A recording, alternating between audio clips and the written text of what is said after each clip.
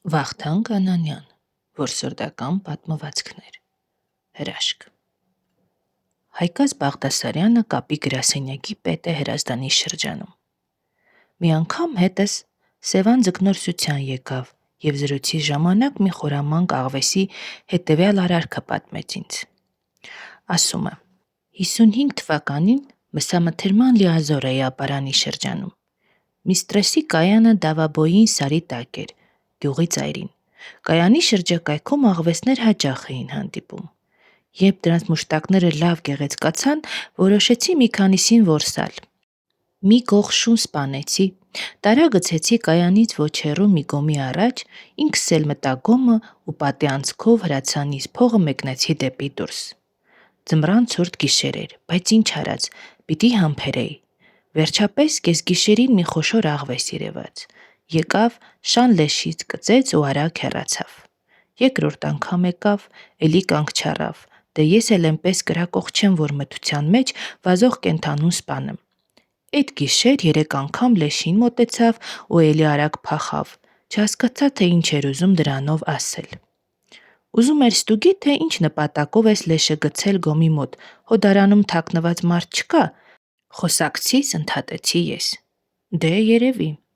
Հաջորդ գիշերը գնացի մտա գոմը ու թաքուն նայում եմ իմ դարանից։ Լեշի կողմից խրխրթոց է լսվում։ Ուշադիր նայեցի, հրես հանգիստ ուտում է։ Լավ նշան բռնեցի ու կրակեցի։ Գոմից դուրս բասեցի, որ որսս վերցնեմ, գնացի տեսա աղվես չկա։ Այ քեզ բան, ախը լավ նշան բռնեցի, ինչու չի կպել։ Փաթաթվեցի քուրքիս մեջ ու համբերեցի մի ժամ, 2 ժամ, 3 ժամ, վերջապես ետ եկավ։ Էլի կրակեցի, էլի անօգուտ։ Փախավ, ոնց է փախչում։ Գլուխդ ինչ ցավեցնեմ, այդ գիշերը 4 անգամ կրակեցի վրան, 4 անգամն էլ վրիպեցի։ Մնացել էի ապշած, սա ինչ հրաշք է, ախր այդ տարածության վրա ես լոր կսպանեմ։ Ինչու չի դիպչում են ահագին կենդանուն։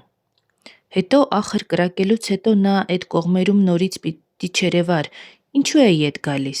Ուրեմն հրացանից վախ չունի այդ կենդանին։ Այս հարցերը գլխումս առավոտյան լույսով գնացի ստուգեցի լեշը և նոր միայն հասկացա, թե ինչ է կատարվել։ Շան տակը փորել է, փոս արել իր համար, մտել մեջը ու այդպես դիրք մտած, մեկ կերել, մեկ թաքուն նայել է իմ կողմը, էնպես թաքնված, որ ես միայն մեջքի մազերը տեսնեմ։ Այդպիսի ապահով թաքստոց սարքելուց հետո դե իհարկե քո կրակոցները պիտի արհամարեր, լրացրեցի ես խոսակցիս։ Հա, հնարքին նայ է, համաձայնվեց Հայկազը գլուխ նորորելով, էդ աղվեսն ինձ վառեց։ Հովազի հետքերով։ Եղեգնաձորի ելփին գյուղից եթե սարերով դեպի Խոսրովի անտառը գնալու լինեք, Չանախճիի ուղղությամբ բարձրաբեր ժայռերի կհանդիպեք, որոնց ճակատներին խոռոչներ կան ու նեղ դարավանդներ։ Արդարազի քար են կոչում տեղացիները այդ ժայռերին։ Այդտեղ քարայծեր են բնակվում, ուստի և հովազները ուրձի լեռներից երբեմն գնում են իրենց բախտը փորձելու։ Այս տարի Արդարազի քարում այնպիսի դեպքեր տեղի ունեցան, որ ես հարկ համարեցի երկար ճանապարհ կտրել մինչև Հայոց ձոր, այնտեղից էլ ելփին, թե ինչպես կարող էի հանգիստ նստել Երևանում, երբ ելփինի կոլտնտեսության վարորդ Գարսևանին ընկերները պարանով կախում են ուղիղ այն անձավը, ուր մարդկանցից հալածված հովազն է թաքնված։ Տեղ հասա, որսորդներին հավաքեցի, հարցուփորձ արի, նախատեցի հասակավորներին ու փորձվածներին, որ առանց երկար մտածելու մահու բերանն են ուղարկել այն անփորձ երիտասարդին։ Ախր դա գազանների մեջ ամենից անվախն ու ամենից կատաղին է, դուք ոնց այդ բանը չեք իմացել, չէի հանգստանում ես։ Իսկ մահից փրկվածը ժպտում էր միամիտ մանկան նման։ Նրա կլորիկ շեկ դեմքը ողողված էր բարությամբ, իսկ երկրագույն աչքերը արտացոլում էին պարզ հոգին։ Դե մեկը պիտի մտներ հովազի բունը, մեկ չի ես թե ուրիշը, մեղմությամբ արդարանում էր նա։ Իսկ Արդարազի քարը շրջապատող խմբի ղեկավար Համո Գրիգորյանը, հաստամարմին, լայն դեմքով, հզոր ձայնով մի մարդ, փառ ծիծաղում է հսկայի նման, ինչ-որ զվարճալի բան է միտքն եկել։ Էդ մասին գիտես ինչ ասացի Գարսևանի հորը, դիմեց նա ինձ, որ նեղացավ վրես, թե իմ տղին ինչի ես փալանգի բուն մցրել, ասի բարեկամ, դու որսորդ մարդ ես, Լավ կիմանաս, եթե հետդ երկու շուն ունես, մինը ինձ նման հաստ, ղոմփար, մյունը գարսոյի պես պուճուր, որին կկարգադրես, որ մտնի գազանի նեղ բունը, էլ սրան ինչ պատասխանի։ Բայց ինչպես էր տեղի ունեցել դեպքը։ Դպրոցի դիրեկտոր Շավարշը ազատ ժամերին իր ընկեր ուսուցիչների հետ երբեմն որսի է դուրս գալիս։ 2 տարի առաջ դասվար Վահանի հետ արդարազի ժայռերում մի շեկ բան է տեսնում, կրակում է, իսկ սա մեծ թռիչքներով անհետանում է քարի հետև։ Գյուղում սրանց ձեռ են առնում, թե ինչ հովազ ջանım, վայրի կատու եք տեսել, լեղաճակ եղել։ Բայց կատուն շուտով ցույց տվեց իր ճիրանները։ Ֆերմայի հոտից մի ոչխար փախցրեց ու գնաց անհետացավ վերին ժայռերում։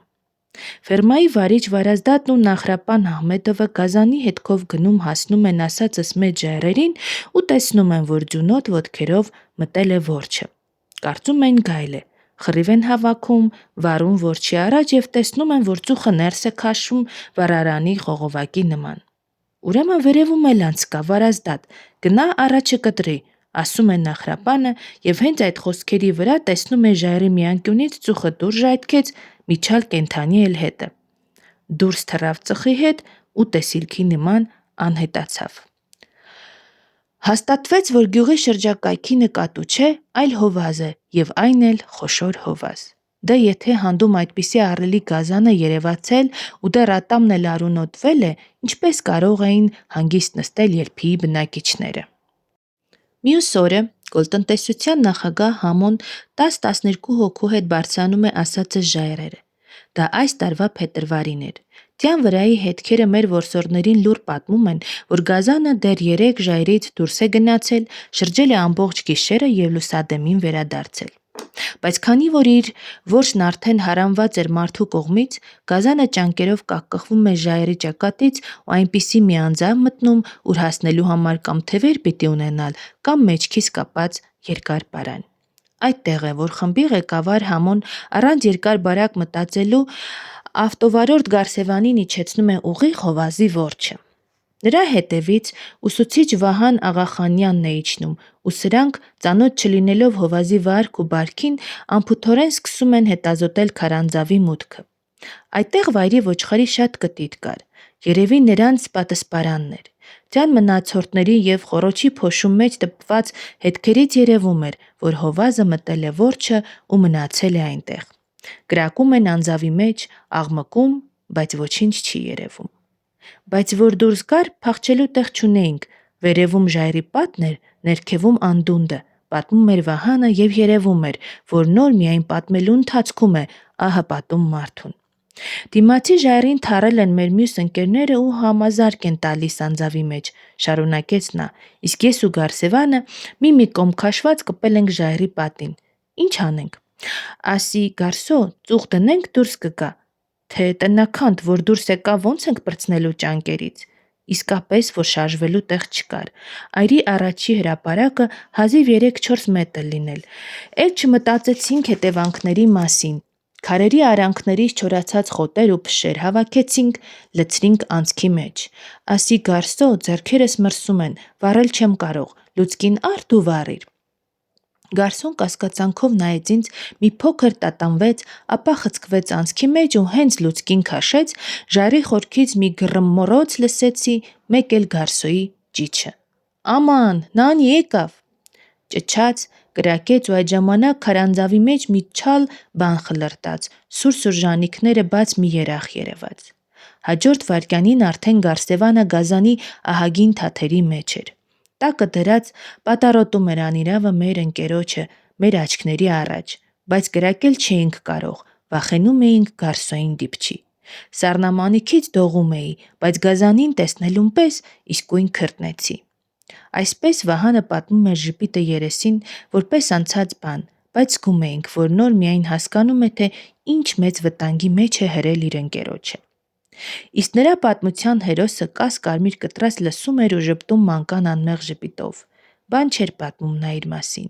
Միայն երբ հետաքրքրվեցինք, թե այդ ինչպես եղավ, որ դեմքն ազատեց հովազի երախից, ժպտալով պատասխանեց. Երբ տաք շունչը երեսովս տվեց ու բերանը լայն բաց արավ, որ գլուխս մեջն առնի, ձախ թևս բերանը տվի։ Իր բախտից հաս շորեր են եղել հագին եւ բազուկը շատ չէր վնասվել գազանի բերանում։ Հետո Գարսո, իսկ սկզբում ոնց տեսար հովազին, խոսեցնում էինք մենք։ Սպասեցեք հիշեմ, հա, երբ մտա անցքը, որ փշերը վառեմ, մարմնովս լույսի առաջը փակեցի, զաղան մթնեց, որ մթնեց, տեսա խորքում ճրագներ վառվեցին ու թռան դեպի ինձ։ Այդպես ամեհի գազանը այդ լավ տղային գզում է իր հզոր թաթերի մեջ առած եւ այդ ժամանակ միայն ընկերները հասկանում են, թե ինչ ճակատագրական սխալ են թույլ տվել իրենք։ Լավ է կրակոցներից ու մարդկանց գոռում գոչումից շփոթված գազանը բաց է թողում իր զոհին եւ է նետվում անդունդը։ Հետևից համազարկ են տալիս, մեղավորի հոգին ուղարկում մյուս աշխարհը։ Հիմա մարդկանց խղճին նայեցեք։ Բավական չէ, որ տղային մահվան բերանն են ուղարկել, հիմա էլ շուտ-շուտ հեգնում են. Աման, Նանի եկավ։ Գարսոն ամենից շատ դրանից է ամաչում, ոնց թե ինքը Նանի կանչած լինի։ Աշխատեցինք համոզել, թե ամենաքաջ մարդն էլ հովազի առաջ Նանի կկանչի, դա ամոթ բան չի։ Չի ընդունում։ Երևի չի էլ հիշում, թե այն մեծ տագնապի մեջ ինչ է թռել իր բերանից։ Չի հիշում նույնիսկ, որ բնազդորեն սեղմել է ձգանը եւ հրացանը որոտացել է աննպատակ։ Այդ բոլորը եղել է, գրեցեք, բայց աման Նանի ես չեմ ասել, չգրեք, ելփինցիներին հրաժեշտ տալիս թախանձեց Գարսևանն ինձ։ Ես խոստացա եւ ինչպես տեսնում եք, կատարում եմ խոստումս։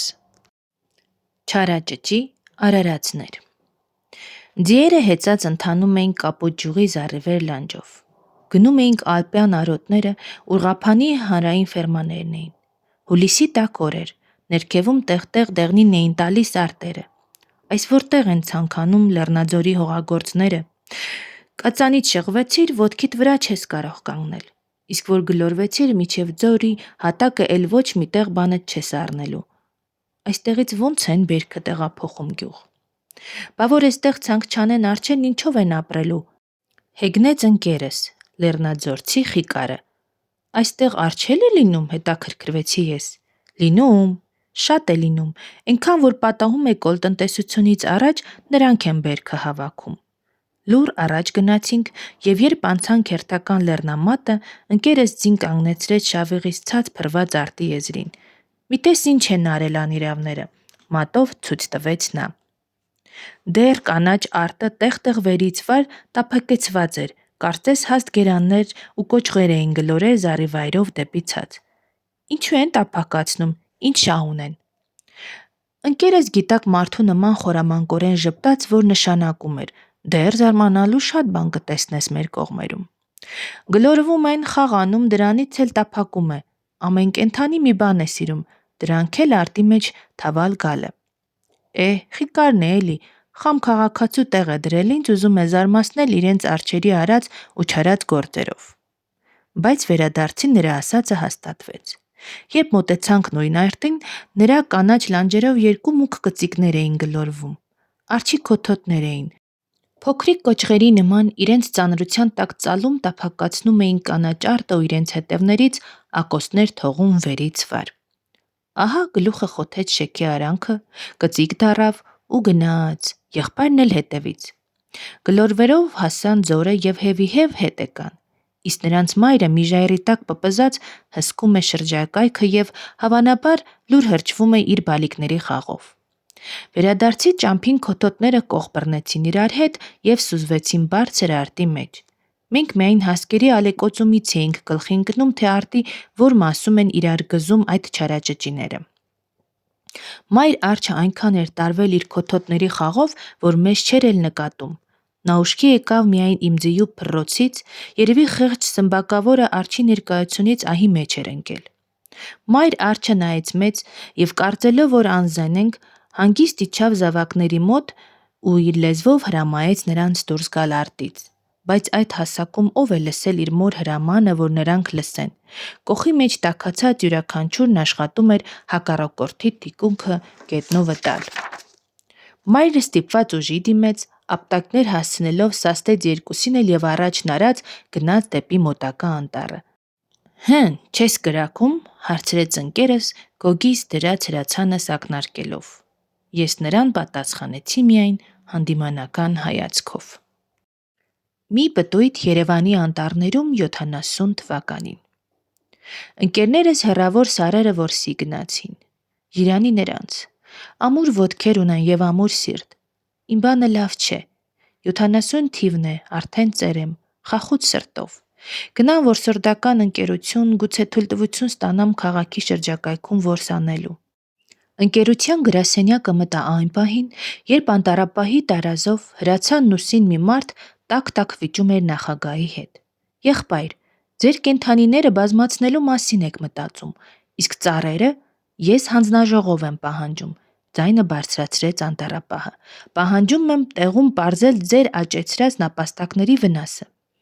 Այդքանը հերիք էր, որ իմ ներսում գլուխ բարձրացներ բերկրանքը։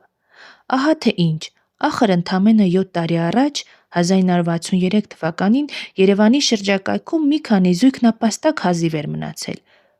Այս ինչ էր աչքով, ուրեմն ինչպես Պրագայում, այստեղ էլ քաղաքի անտառակները լցվել են վայրի կենդանիներով։ Իսկույն միջամտացի։ Հանձնաժողովն իր հերթին, բայց հենց հիմա որսորդների խումբ պիտի ուղարկել շլդիկների դեմ։ Որսորդություն քաղաքում, բնակչության ներկայությամբ, ոչ մի դեպքում, առարկեց նախագահը։ Ինչ կա որ, Պրագայում նույնը չեն անում, իմը պնդեցի ես։ Քաղաքի ներսի անտառակներում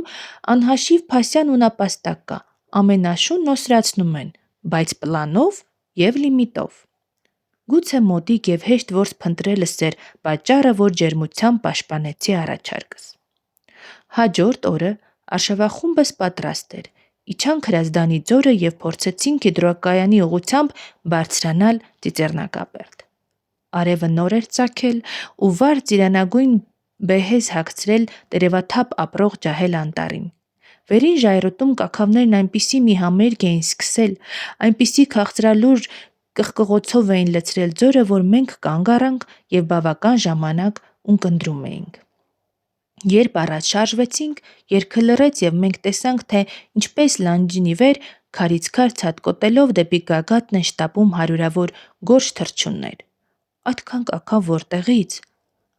Հիշեցի, կարծեմ 7 տարի առաջ էր, որ Երևան թերթը քաղաքի անտառներում գեղեցիկ կենդանիներ աճեցնելու կամպանիա սկսեց։ Գնանք տեսնենք ինչ արդյունք է տվել թերթի թափած ջանքերը։ Բայց վերելքը դժվար էր, ուստի կանգ ենք առնում հևալով։ Չէ, դեպի վեր մեր բանը չի, մենք այն հասակին ենք եւ դեպի ցած գնալն ավելի հեշտ է։ Ետ դեպի մեքենան։ Մարշրուտը փոխեցինք։ Մեր չայկան մի քանի րոպեում մեզ հասցրեց նորարեշի տակ անտառի վերին եզերքը, իսկ խմբի մի մասը պարանուղիով օդային ճամփորդության էր կատարում դեպի Նորքի բարձունքը։ Հաճելի տեսարան, հեռադիտակն աչքերիս հետևում եմ ընկերներիս։ Ահա պարաններից կախված մի բաց զամբյուղում 4 հոգի են նստած եւ նրանց հրացանների փողերը ուրվագծվում են երկնքի կապույտ ֆոնին։ Լողում է զամբյուղը դեպի բարձունքները, իսկ ներքևում քաղաքն է իր ժխորով։ Այ հիմա ուրիշ, դեպի ցած, խնդրեմ, դեմ չեմ։ Մտնում ենք անտառ եւ քայլում թափված դեղին խալավոր տերևների միջով քշտ։ Ու այդ խշտոցից դուրս ցատկեցին իրենց ապաստարաններում քնած շլդիկները։ Դումփ, այսինչ արինք։ Թավուտներից դուրս են թռել եւ ահա այժմ դեղնող բացատով խելակորույս փախչում են գողտրիկ այծամները։ Ախր նրանք իրենց օրում կրակոց չեն լսել։ Բացատի պռնկին կանգ առան, գլուխները ետ թեքելով զարմացած նայեցին մեզ, ապա շուռ եկան եւ անհատացան անտառի աղջամուղջի մեջ։ Միայն երբեմն ծառերի հետևից մի ակնթարթ ճերմակին էին տալիս ու անցնում նրանց կլորիկ գավակները զարդարող անձեռոցիկներ։ Անձեռոցիկները անվանում էին այծամի հետույքի ճերմակը։ Մեր թափն իջավ, ինչպես չէինք մտածել, որ այծամները բազմացել են Երևանի անտառներում եւ նրանց անհանգստացնել չի կարելի։ Վարանումի մեջ մի քանի քայլ չէի արել, երբ դիմացից թփից կչկչոցով օդ բարձացան մի խումբ փասյաններ։ Մի ընտանիք էր։ Մայրը, համեստ գեստներով, ճուտերը, կաքավի չափ եւ դեռ չպճնավորված եւ հայրը, շքեղ պոչով, հորորատին տվող վզով ու խայտաբղետ փետուրներով։ Դումփ, լսվում էին կրակոցները եւ իմ մոտից, եւ Նորքի կողմից։ Ուրեմն նրանք եւս սկսեցին, այս չեղավ։ Այս ու այն կողմից սարսափահար կչկչոցով փասյաններ են, որ թռչում են, ալեկոծում օդը եւ խուճապով նոր թաքստոցներ որոնում իրենց համար։ Որտեղից այսքան փասյան։ Ախր մի ժամանակ միայն Ղափանում էր հատ ու կենտ փասյան մնացել։ Ծառերի ետև մի ճերմակ շենք երևաց։ Դիմացը ցանկապատ բարիերներ։ Մոտեցանք։ Ցանկապատած մի բաժանմունքում խռնված են փասյանների մի քանի տասնյակ վառեկներ։ Գից բաժանմունքում չիլ կաքավի երամն է պատսպարվել թփի տակ, իսկ մի այլ չափարի մեջ քարակույտ կա, ուր քարակաքավի ճտերն են խլվելում։ Ինկուբատորներով, իմ հարցին կարճ պատասխանեց բարերի մոտ կանգնած կինը։ Ինկուբատորներով ճտեր են քանում, բազմացնում ու բաց թողնում։ Երբ բավական ցած էին իջել, մի խումբ այծամներ խելակորույս վազքով կտրեցին անցան չարեցին փողոցն ու տների արանքներով փախան դեպի գետառը։ Չէ, բոլորով ինչ եղավ։ Նապաստակների պատճառով մենք իրավունք չունենք անհանգստացնելու Երևանի անտառների զարդը կազմող կենդանիներին, չքնաղ-փասյաններին ու գողտրիկ եղնիկներին։ Թող այլ բան մտածեն անտառատնտեսության աշխատողները։ Թող ծառերին թիթեղյա կամ գուտապերճի գիտրիներ հագցնեն, ինչպես դա արվում է Չեխոսլովակիայում։ Եվ այն ժամանակ ոչ մի նապաստակ սարսափելի չի լինի անտառի համար։ Իսկ մենք, որսորդներս, պլանից ավելի բազմացած շլդիկներին կորսանք ցանցերով առանց կրակոցի։ Չէ, այստեղ կրակել չի կարելի։ Եվ ես բարձրացա մի թմբի, փչեցի իմ որսորդական փողը եւ հետն էլ գոչեցի որքան ուժ ունեի. դադարեցնել կրակը։ Կրակը դադարեցնել։ Կյանքը 4%-ների տակ։ Ինչու են այսքան շատ զոհեր տալիս այս արարածներն ամեն աշնան։ Լճի խորքերից գալիս են երամ առ երամ, մտնում են Սևան թափվող գետերն ու գետակները եւ հոծ մասսայով դիմում դեպի վեր, դեպի լեռնային աղբյուրները։ Էլ չեն նայում ոչ դարանակալ ուրկաններին ու ցանցերին, ոչ ափերին վխտացող կարթավոր մանուկներին, ոչ վերևից վրա տվող ձկընկեր թռչուններին։ Գալիս է ամեն վախ ու զգուշություն մի կողմ դրած ու այնքան են գնում գետակներն ի վեր, որ ջուրը բարակում է, երևում է նրանց մեջքերը։ Ու այդ ժամանակ ափերին բպզած աղվեսներն անգամ ձկնորս են դառնում ու իրենց բաժինն են տանում դեպի վեր գնացող գեղարքունու վտարներից։ Այդ էլ չի կանգնեցնում անզուսպ տենչանքով դեպի վերը չվող ձկներին։ Ոչ մի դժվարություն, ոչ մի ահ ու կոտորած չի կասեցնում նրանց բնազդական երթը դեպի վեր։ Տարիներ առաջ Սևանի արևելյան ափին մի ռուս պրոֆեսորի հանդիպեցի, որ ուսումնասիրում էր ձկնիկների կյանքը։ Սևանի հիդրոբիոլոգիական կայանը հրապարակեց նրա ուսումնասիրությունը։ Այնքան աղյուսակներ կային այդ աշխատության մեջ, այնքան տոկոսներ, որ ձանձրացա մի կողմ դրի։ Էլ խռիկների չափեր, էլ թեփուկների չափեր, էլ պոչերի չափեր, ով գլուխ ունի։ Բայց թվերի այդ լաբիրինթի մեջից մի քանիսը գրավեցին ուշադրությունս։ Ինձ հարկադրեցի, սկսեցի հետախուզել 4%-ների խորքը եւ հանկարծ նշմարեցի իսկական կյանքը, որ թաքնված էր այդ 4%-ների տակ։ Ռուս պրոֆեսորը պարզել էր, որ գետերում գեղարքունու սերունդն ավելի քիչ է փչանում, քան լճում, իսկ անկման ամենից քիչ տոկոսը նա տալիս է լեռնային սառնորակ աղբյուրներում։ Ու այդ բանը ցույց էր տրված տոկոսներով։ Այդ մեկ։ Հետո տրված էր, թե ինչպես աղբյուրներում աճած ձկնիկները այսքան տոկոսով խոշոր են գետերում աճածից։ Սրանք էլ իրենց հերթին այսքան տոկոսով խոշոր են լճում ծնված ու աճած ձկնիկներից։ Ծանոթացա այդ տոկոսներին եւ կարծես փնտրածս ճշմարտությունը ծածկող վարագույրը միանգամից ետ գնաց ու նրա հետևից մի ամբողջ կյանք բացվեց իմ առաջ։ Իմաստալից կյանք, ծնողական բնազդներով եւ զգացմունքներով լի մի կյանք։ Հիմա ինձ հասկանալի է, թե ինչու ամեն աշնան Սևանի ձկները դեպի լեռնային գետակներն են դիմում եւ թե ինչու ոչ մի դժվարություն, ոչ մի վտանգ չի կասեցնում նրանց ընթացքը դեպի վեր։ Այդ անլեզու հայրերն ու մայրերը զոհեր տալով դեպի վեր են գնում, որ սառն ու զուլալ աղբյուրներում աշխարհ բերեն իրենց զավակներին, քանի որ այդ ջրերում ցածր է նրան զավակների մահացության տոկոսը։ Պակասում էր մի շատ կարևոր բան։ Սևանի արևը, այսքան ցուրտ երկիրն այսքան էլ թեժ արև կունենա։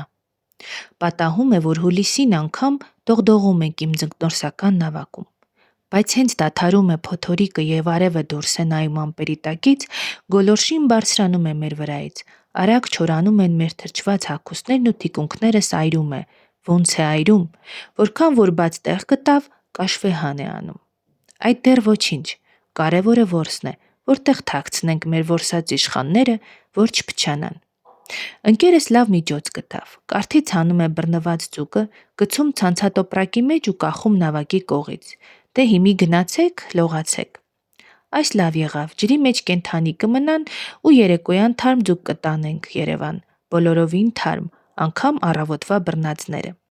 Վերջապես ձուկը փչանալուց փրկելու միջոցը գտնված է։ Դե հիմի եռանդով շարժիր փայլը խայծդ, իսկ բռնվածները թող շարունակեն ապրել ցանցի մեջ, նրանց համար մեկ չէ, հո ջրից դուրս չեն։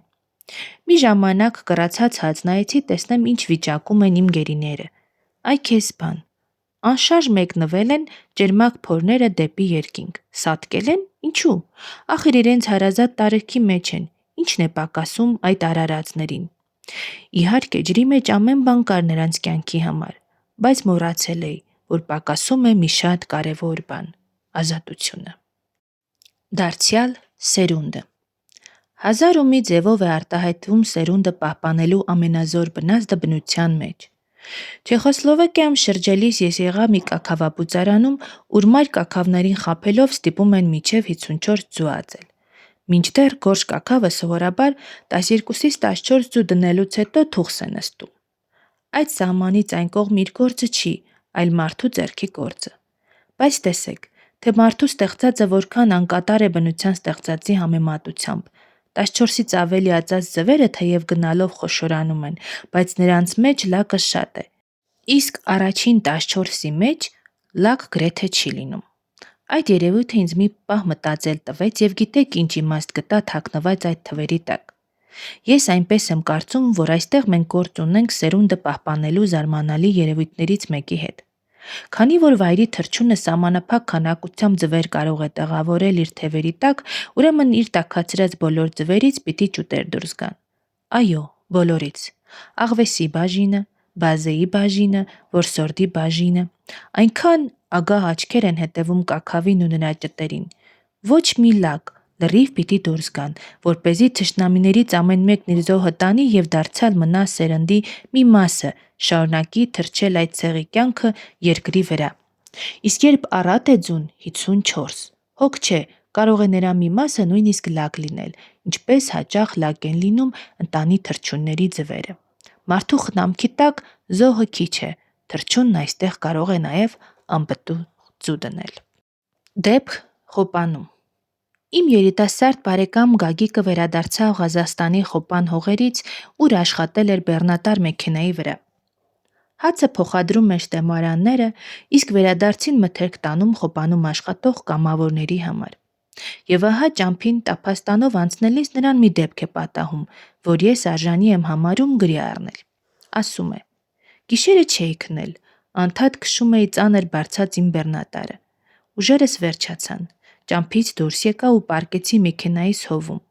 Ասի մի քիչ քնեմ, հետո կշարունակեմ ճանապարհս։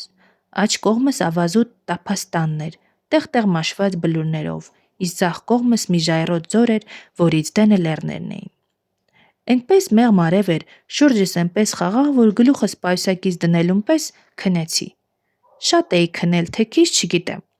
Մեկ էլ ոտնաձայններ հասան ականջիս եւ տարօրինակ գոռոցներ՝ հայ, հայ, հայ։ Վեր թռա։ Աչքերս տրորեցի, մեկ էլ տեսնեմ անապատի կողմից մի ղազախ է գալիս, ձիու ականջը մտած, իսկ նրա առաջ գլուխները կորցրած վայրի ղոչեր, արխարներ են փախչում։ Էն ոնց էին թռչում, էն ինչ պոզեր ունեին։ Փախած դեպի ինձ են գալիս ձիավորը ու երկար ոտերով մեջքը բարակ մի շուն էլ կրնկակող հետևից։ Եկան, քիչ էր մնում ինձ տրորեն, հետո ծռվեցին ու ձորի պռունկը հասնելով մեկը մյուսի հետևից ցած թափվեցին։ Շունը հասավ վերջին արխարին։ Խեղճ կենդանին հոգնել էր, թռավ, թիկունքն ու ատամները խրեց վիզը։ Ղոչերից մեկը, որ դեռ ձորը չէր նետվել, այդ որ տեսավ քարափիկ պռնկին կանգ առավ ու ետ նայեց շան կողմը։ Իսկ սա ոնց էր քրքրում իր զոհի վիզը, թափ տալիս, ծվատում, բրդի կտորները դես-դեն շպրտում։ Ձիավորը տեղ հասավ, ցած թռավ ու ձեռքով ոտով ինձ հասկացնում է, թե այս մեկը արդեն մերն է, հասնենք ձորի պռնկին կանգնածին քշենք դեպի անապատ ու այնտեղ մեքենայի տակ գցենք, տրորենք։ Հասկացա։ Միասին գնացինք ձորի պռունկը։ Ուզում ենք այդ արխարին քշել դեպի անապատ, իսկ նա կարծես մեզ չի էլ տեսնում։ Կանգնել է տեղում ամբողջովին լարված եւ ուշքը միտքը իր գզգզվող ընկերոջ կողմն է։ Այ մի հրացան լիներ։ Ահագին կոտոշներն առաջ մեկնած կռվի պատրաստ կանգնել էր ու կատաղած նայում էր իր ընկերոջը գզգզող շանը։ Եթե մոտ լինեինք, կտեսնեինք, որ աչքերը վառվում են, իսկ ոտքերը դողդողում են զայրույթից։ Կուզեկուզ մոտեցանք, բայց նա ոչ ձորը նետվեց, ոչ էլ փախավ դեպի անապատ, այլ ռունգերը լայնացրեց, փնչացրեց, առաջ մեկնեց ահագին գլուխն ու քաչքամու նման անցավ մեր առջևով, հասավ շան ու այնպես խփեց